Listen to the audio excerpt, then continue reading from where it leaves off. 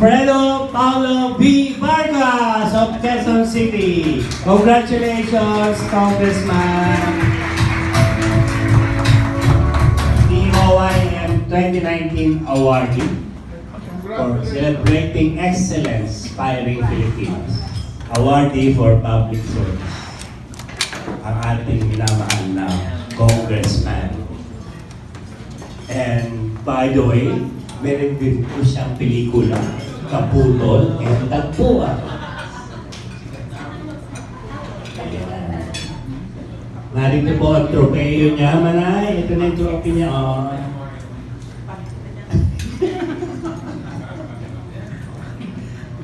Ayan. Hinggan muna natin ang welcome remarks si Congressman bago tayo picture muna. Picture daw na.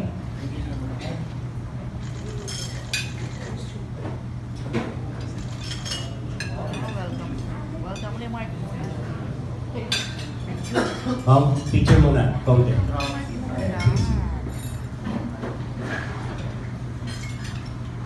Picture mo yan. Picture muna with the trophy. Yan, okay, ayan. Okay, center. Center tayo muna. Center. Huwag mo pakikinggan yung iba dyan. Center ka muna. Ayan, para maganda ang angulo. Okay, 5, 4, 3, 2, 1 to your left muna. Sige, to left. Ayan. PTR. Okay. 5, 4, 3, 2, 1. Now to your right naman, Congressman. Photo ops tayo. Sumasama si June Arthur. Hindi ako sumasama po. Lolo Gurang. Okay. Ready to Ayan. Oh, dito nila repeat. Ayan na.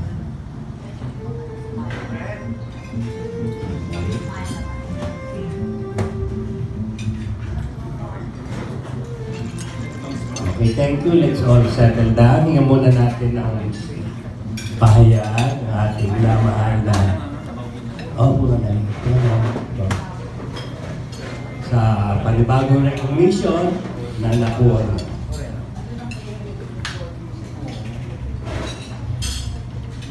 Hello, good day po sa inyong lahat, and it's so nice to see you guys before Christmas.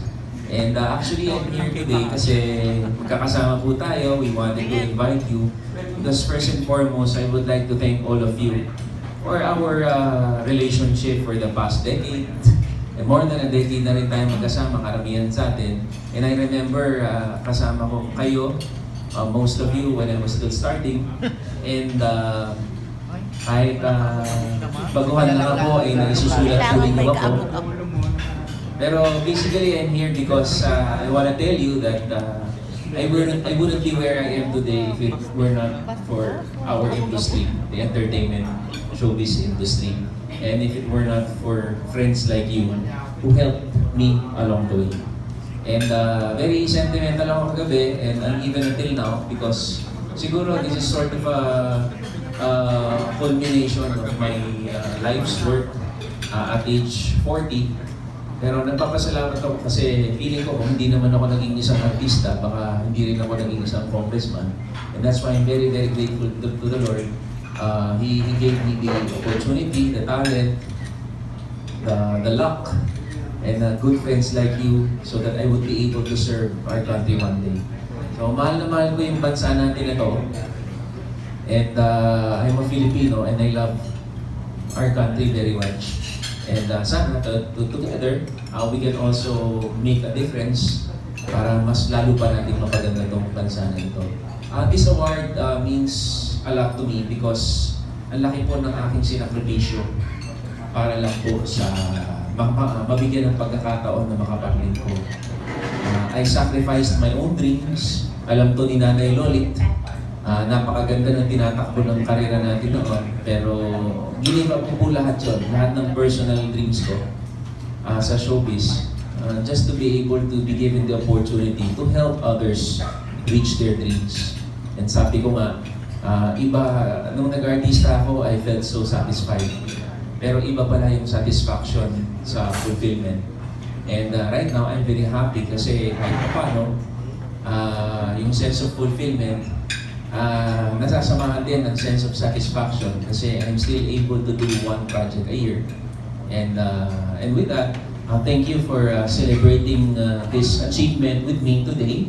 And rest assured that I honor and I'm very grateful sa ating pinagsamahan, sa ating friendship, and parang pamilya na rin po kayo sa akin.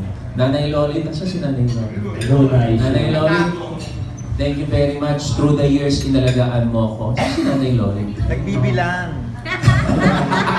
Napasalamatan niyo ng bigyan na award sa iyo.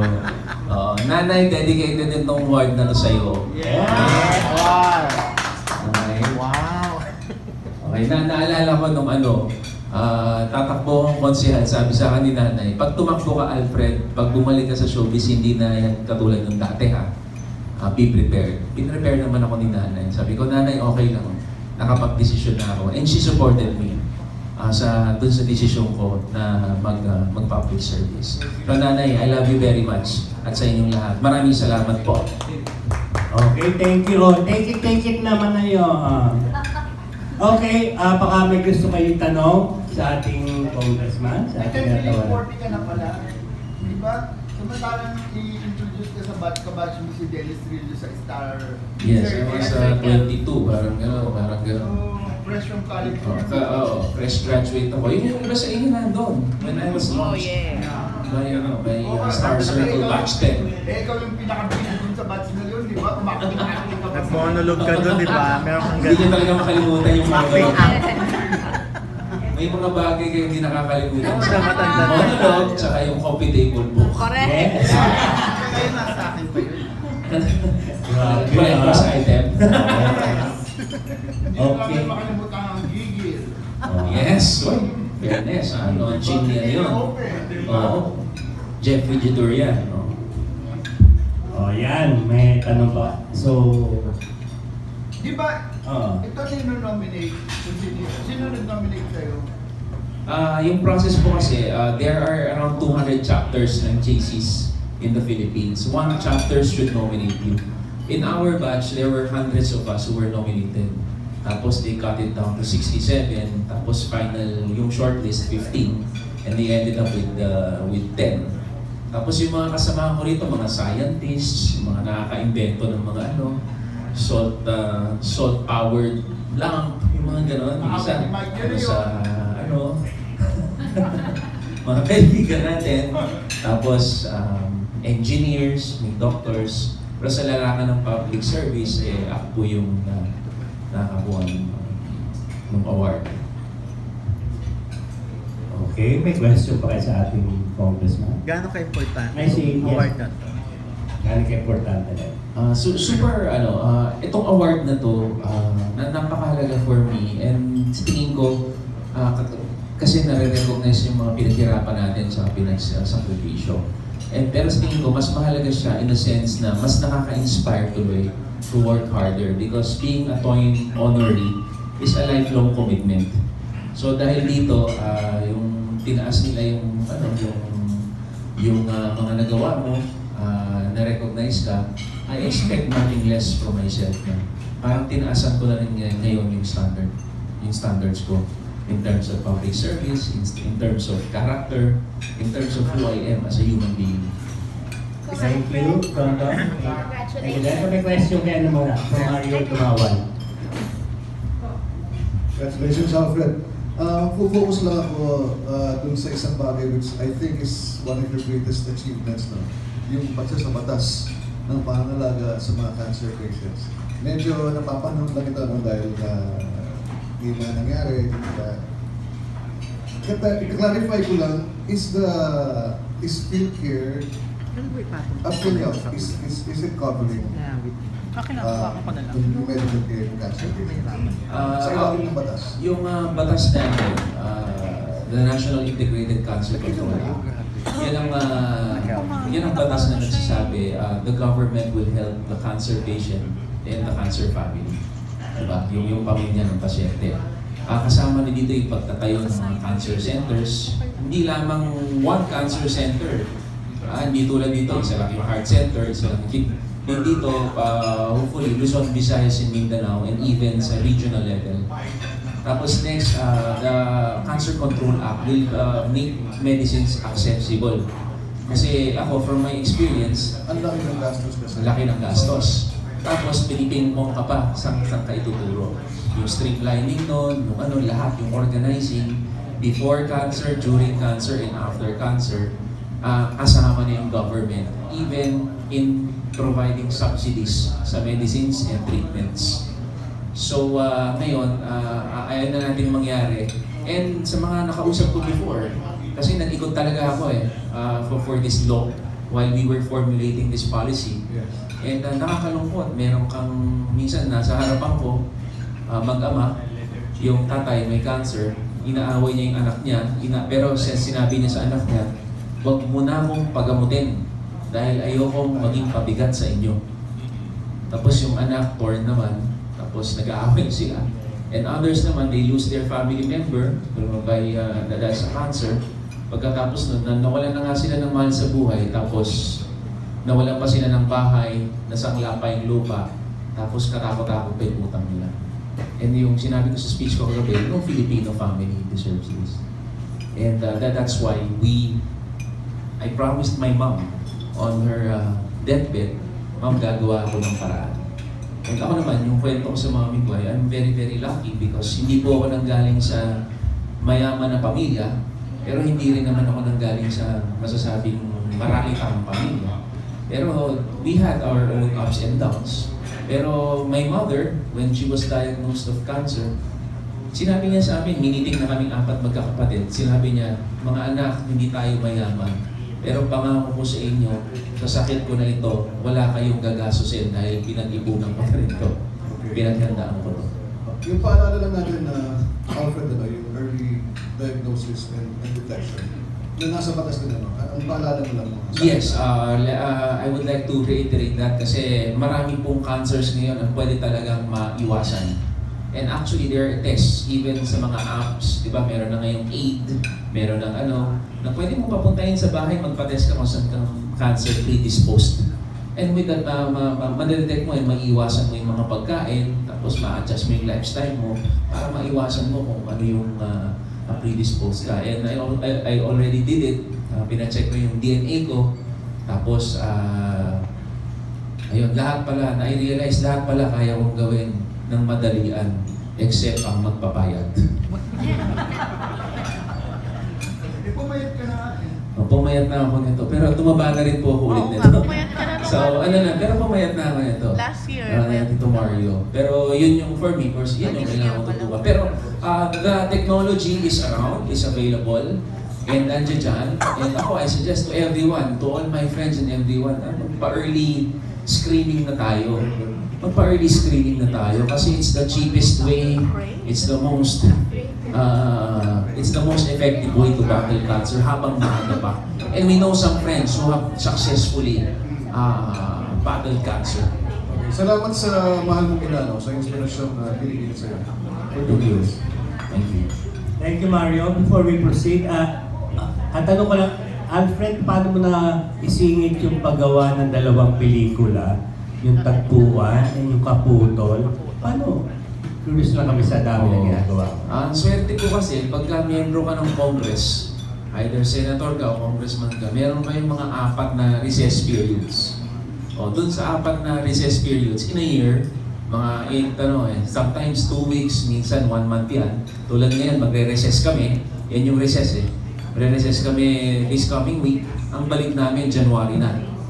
So, pagka-recess, dyan ko sinisingit yung oras for consultations, oras for family and travel, and syempre oras para tutukan yung isa nating livelihood, yung showbiz. Kasi kailangan natin ng dagdag na kita. And plus, I also like to give credit to my staff. Magaling yung mga staff ko. I have a good staff around me. And dami nilang nagagawa na hindi ko na kailangan gawin. Okay, thank you. May question kayo. Tessa daw. Tessa? Yes.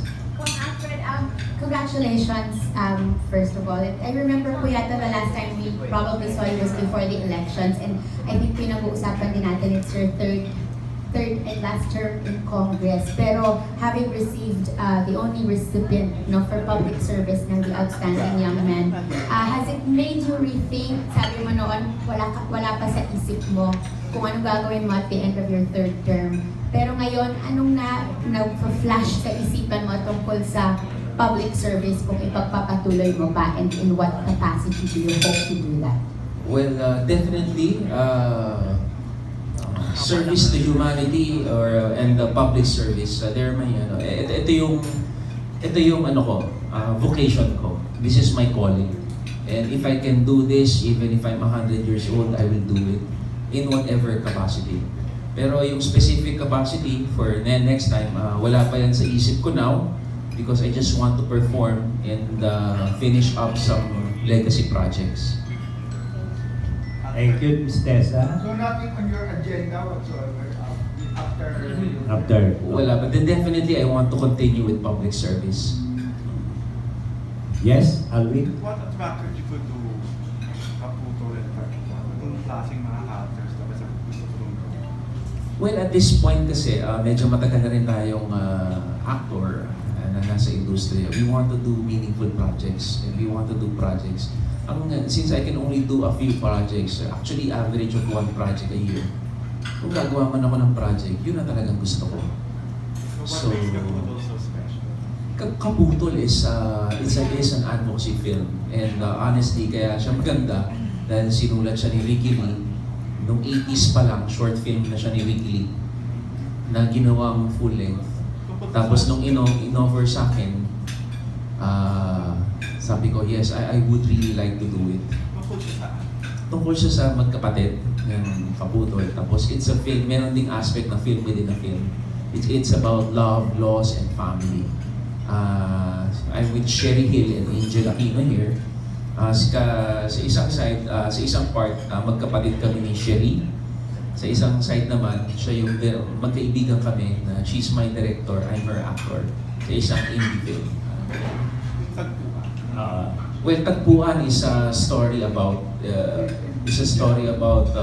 Filipinos. It's a love story actually. With Isa Calzado and Shaina Magdayaw, and we shot in Hong Kong and New York. And it's about the diaspora actually. Yung how Filipinos deal with it and how Filipinos are. Pero at the same time, what's the most important is love and happiness. And sometimes you have to choose. Kung love lang. Kung gusto mong happy lang. Minsan exclusive yung dalawa, pero minsan pwede mo na may pagsama. You work with four of the best actors in the Philippines. Sherry, Angel, Isa, and Sherry. Will you describe them to us? How was it like working with them? Ang sarap. Si Sherry muna. Ang sarap. Si Sherry is very intense and maganda yung chemistry namin on and off the camera. And I respect her so much and I can feel that she also respects me. And she's actually, masarap siyang kasama sa set. Angel. Si Angel is very, si Angel is a darling talaga. And she's a very, very good actress. And we only had a few scenes together. We did a few scenes together. Pero just like before, kasi I did this Eddie Romero film with her before, yung Faces of Love. Galing. And alam mo, pagka ganyan mga kalibre yung kasama mo, nadadala ka na rin sa eksena. And that's what happened to me. And it makes acting easier. Gano'n naman yan eh. Pagka magaling mga kasama mo, magaling ka na rin. So dahil sa kanila, feeling ko, nakatulong. Si Shaina. Ay nako. First time to work with her and you have to watch her scenes in Tagpuan. Ibang-ibang Shaina yung makikita dito. And it's my first time to work with her. She's very humble. And walang keme-keme, walang ka-arte-arte sa katawan. And we shot in Hong Kong, we also shot in New York. And we had a blast. We enjoyed our stay there. New discoveries about Isa Calzado, dati perennial partner mo siya. Sorry. Di ba si Isa lagi nakapartner na? Yes. Ano mga bago mo na-discover about her sa pagkasama mo? Well, si Isa naman, partner na kami before in several shows from way before. Kaya nandun na talaga to begin with. And actually, she was our first choice for the role, si Isa. And she did a good job. And ang ganda ng portrayal nila ng characters nila sa tagpuan. New what's new. Mas ano si Lisa ngayon? Mas tawag dito? Parang mas gusto niya ngayon yung mga pinaka-challenging roles. And natutuwa ko kasi sobrang game na game siya sa kahit na anong character na challenge na binibigay sa kanya. And I respect her very much as an actor and as a friend of mine for how many years already? Since Encantadia. Thank you. Thank you, Alwin. May tanong pa. Jerry, may tanong ka?